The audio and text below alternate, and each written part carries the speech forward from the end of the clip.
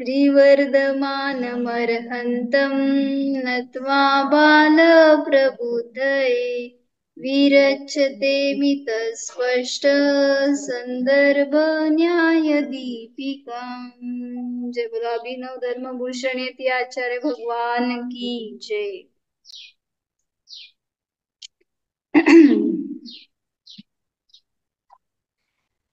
जीवाला स्वतःला न्याय पाहिजे, त्यामुळं बाहेर कोणी न्याय देणारा नाहीये, तर माझा स्वतःचा उपयोग मी स्वतःमध्ये घालणं हेच न्याय मिळवणं आहे। म्हणजे स्वतःचा उपयोग मी स्वतःला देणं हाच माझ्यावरचा झालेला न्याय आहे। आणि जो कुठला माझा उपयोग बाहेर जातो त्याला म्हणलं अन्याय।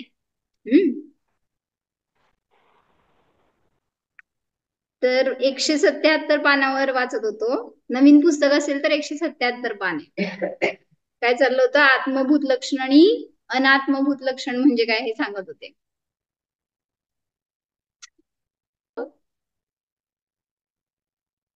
आत्मभूत लक्षण म्हणजे यत वस्तु स्वरूप अनुप्रविष्टम, म्हणा यत वस्तु स्वरूप अनुप्रविष्टम आत्मभूतम। हा, आणि यत वस्तु स्वरूप अननुप्रविष्टम तद अनात्मभूतम। काय म्हणा, यद वस्तु स्वरूप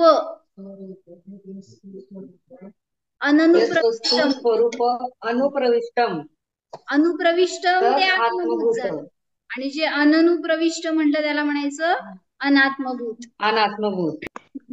चला, तर काल आत्मभूत लक्षण वाचलं होतं, म्हणजे काय सांगितलं होतं, जिथं तादात्म्य रूपाने संबंध जोडला जातो त्याला म्हणायचं आत्मभूत।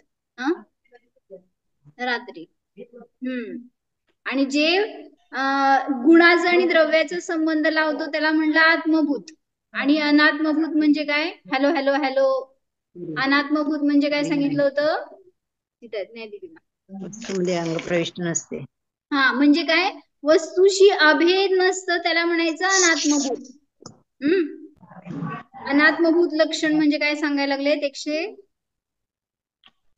जो वाचा, जो वस्तु के स्वरूप में नहीं मिला हो उसे अनात्मभूत लक्षण कहते हैं। डायरी। जैसे जो वस्तु अनात्मभूत लक्षण, जो वस्तु के स्वरूप में नहीं मिला हो उसे अनात्मभूत लक्षण कहते हैं। जैसे देवदत्त यह पुरुष है, उस देवदत्त के हाथ में लाठी दंड है, उस देवदत्त के पास में रमेश है, उस रमेश के हाथ में दंड नहीं है, दंडी को लाओ, ऐसा कहने पर पुरुष में अननुप्रविष्ट दंड ही उस देवदत्त को रमेश आदि अन्य मनुष्यों से अलग करता है। काय कळलं, इसलिए दंड स्पीड काय कळलं, म्हणजे जे वस्तूच्या स्वरूपामध्ये नाही मिसळलेलं ते अनात्मभूत लक्षण। ठीक आहे पण की, हा, आणि मग दोघं तिथं उभे आहेत, एकाच्या हातात दंडी आहे, मग दंडी को लाओ म्हणल्यावर ते आपोआपच त्याच्यापासून तो दुसरा काय रमेश बाजूला झाला।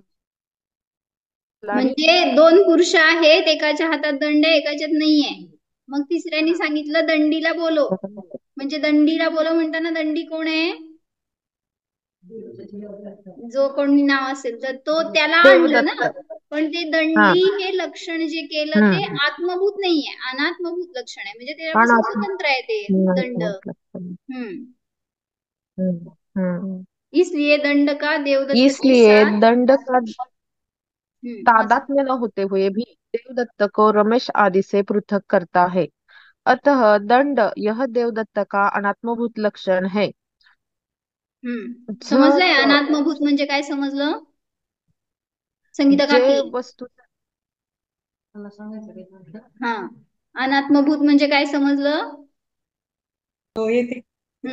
चला, तर दंड हे देवदत्ताचं तादात्म्य रूप लक्षण नाहीये, तर ते त्यापासून भिन्न आहे, पृथक करू शकतो त्यापासून, तरी पण त्यांचा संबंध जोडला तो अनात्मभूत लक्षण आहे म्हणून सांगितलं। अतः दंड यह देवदत्त का अनात्मभूत लक्षण है। उपचरित असद्भूत व्यवहारने से देवदत्त को दंडी ऐसे कहा है। दंड लाठी का देवदत्त में अत्यंत अभाव है। दंड यह देवदत्त का गुण या पर्याय नहीं है। समजलं. उपचरित असद्भुत व्यवहारने कशाला म्हणायचं?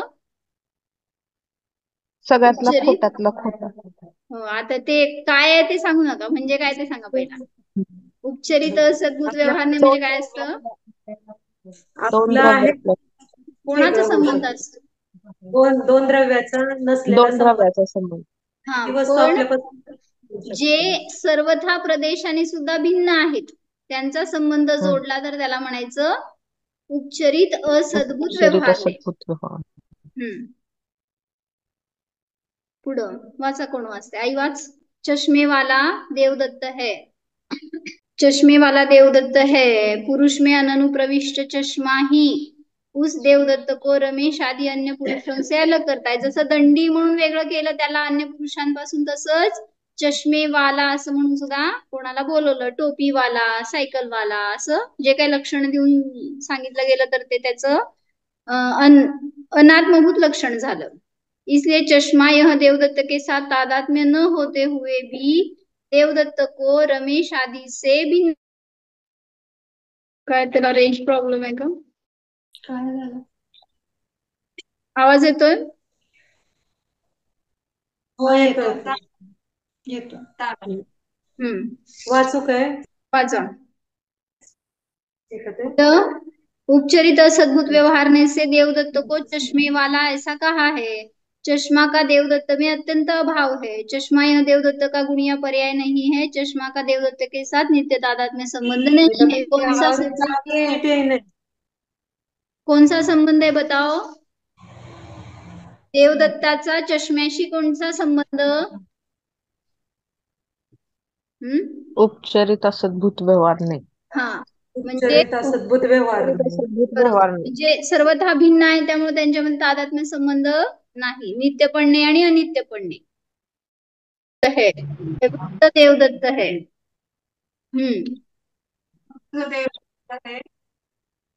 आत्म अननुप्रविष्ट, आत्मा के ध्रुव स्वभाव में न मिला हुआ ही वृद्धत्व देवदत्त को रमेश आदि अन्य पुरुषों से अलग करता है.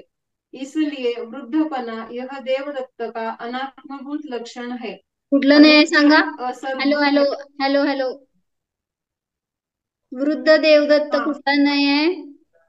वर बघून सांगा माझ्याकडं.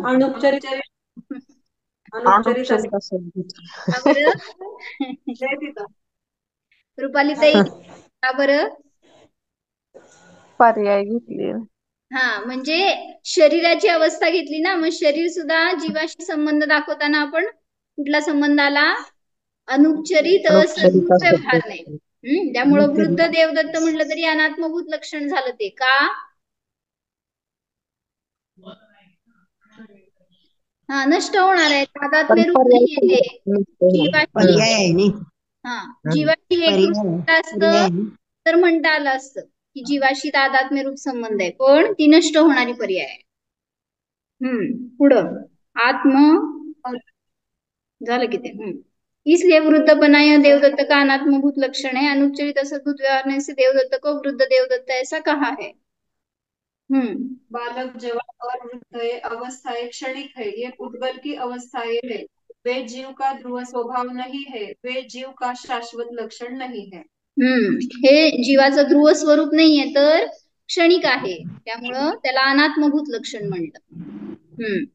न मे मृत्यू कुतो भीतिर्न मे व्याधी कुतो व्यथा नाहं बालो न वृद्धोऽहं न युवैतानि उद्गले.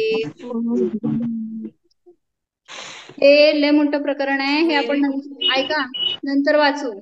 एवढं समजलं ना? एक रूपरेषा फक्त. जेव्हा 177 पानावर जाणार आहे ना, तेव्हा पूर्ण डिटेल वाचू. फक्त आत्मभूत आणि अनात्मभूत म्हणजे काय हे परिचय देण्यासाठी थोडस वाचलं होतं आपण. आत्मभूत म्हणजे जे त्या द्रव्याशी तदात्म रूप असतं, एक रूप असतं, ते संबंध म्हणलं तर आत्मभूत लक्षण. आणि अनात्मभूत लक्षण म्हणजे काय? जे पर्याय संबंध घेतला किंवा परद्रव्याचा संबंध घेऊन सांगितलं गेलं तर त्याला म्हणायचं अनात्मभूत लक्षण. ते वाचायचं आता. प्रस्तावनेमध्ये 9 पान होतं. 6 9 नाही, 9 झालं की 3 दोष वाचायला सांगितले होते, ते पण वाचा. 10 पानावर आहे. अव्याप्ती, अतिव्याप्ती आणि असंभव तिन्ही दोष वाचायला सांगितले होते, ते पण नंतर मागून वाचून काढा, समजण्यासारखं आहे. तर काल अव्याप्ती आणि अतिव्याप्तीचं बघितलं होतं. असंभवचं सांगताना तुम्ही सगळे झोपला. लिंक कट झाली होती. संभव दोष काय होतं? बाधित लक्ष वृत्त संभवी.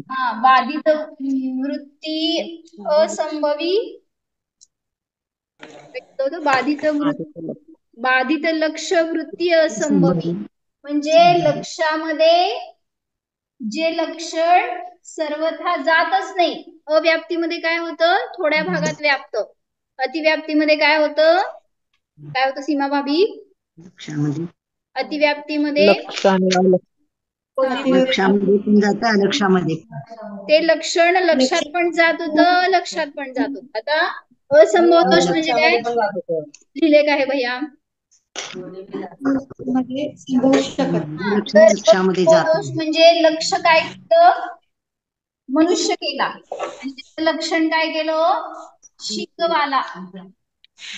आता हा कर्मभूमीवाला किंवा भोगभूमीवाला जीव आहे, उत्तम भोगभूमीवाला, त्याला शिंग नसतात. त्यामुळं मनुष्य हे लक्ष झालं. सगळे मनुष्य जेवढे कुठले उत्तम भोगभूमीतले किंवा कर्मभूमीतले मनुष्य आहेत ते सगळे, आणि त्यांचं लक्षण केलं शिंगवाला. मग हे लक्षामध्ये हे लक्षण सर्वथा व्यापक नाहीच, त्यावेळेस तिथं असंभव दोष येतो. काल बघितलं होतं अव्याप्तीमध्ये कसं दाखवलं होतं?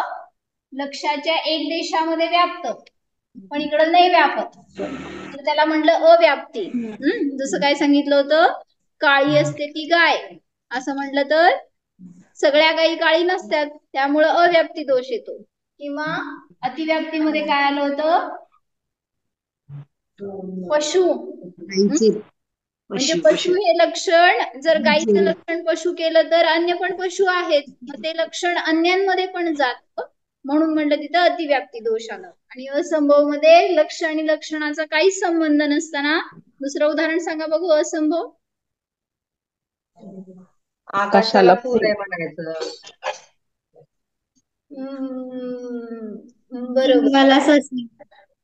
काय सशाला शिंग सोडा घेता ते शिंगाला सोडा, सशाला आणि माणसाला सोडा. दुसरं उदाहरण सांगा की.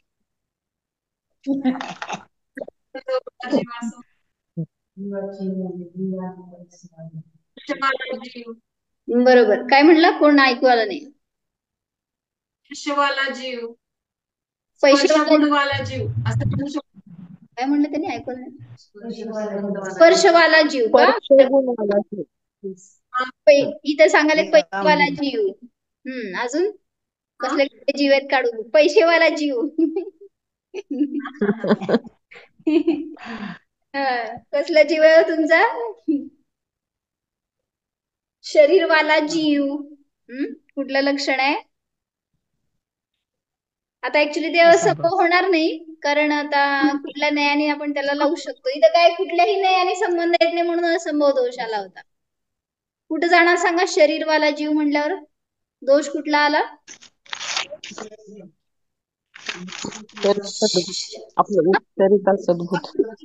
नाही संबंध सांगू नका इथं. नाही, दोष सांगा मला.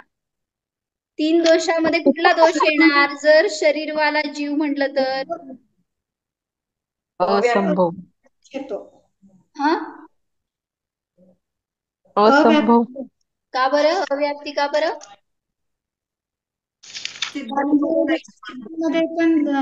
संसारी जीवामध्ये जात, सिद्धांमध्ये जात नाही.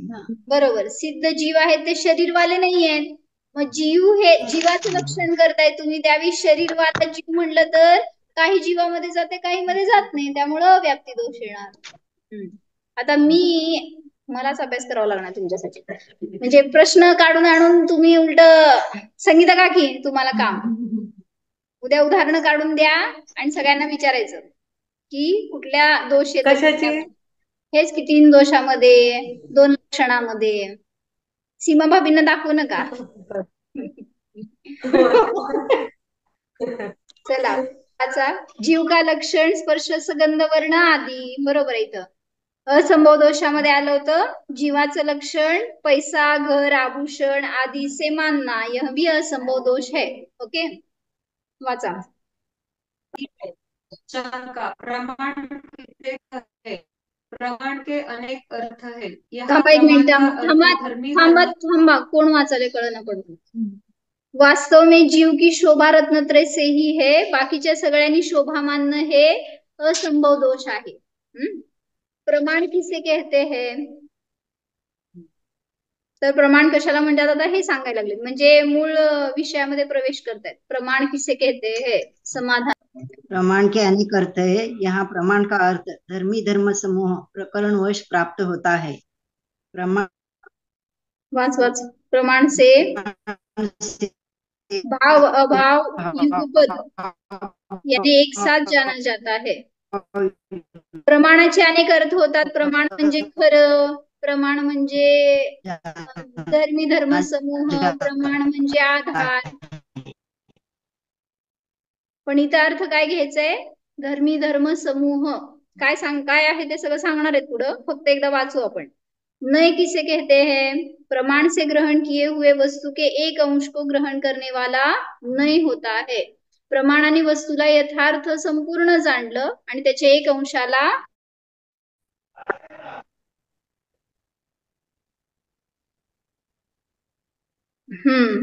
काय सांगितलंय? नय कशाला म्हणतात तर सांगितलं प्रमाणाने ग्रहण केलेल्या वस्तूच्या एक अंशाला ग्रहण करणार असतं ते नय असतं. मग प्रमाण आणि नय ह्याच्यामध्ये कोण पूज्य आहे कोण अपूज्य आहे का आहे? आपल्याला अनुभूतीसाठी कुठलं साधन असतं, कुठला विषय असतो, हे सगळं वर्णन आता त्या प्रमाण आणि नयाच्या द्वारे करून देणार आहे. तर आपण ते उद्या बघू. तुम्हाला घरचा अभ्यास वेगळे काय आत्मभूत अनात्मभूतचे वेगळे उदाहरण पाहिजेत. अव्याप्ती अतिव्याप्ती असंभव दोषचे पण उदाहरण पाहिजेत. तुम्हाला काय समजलं हे समजतंय म्हणजे मला. ठीक आहे चला.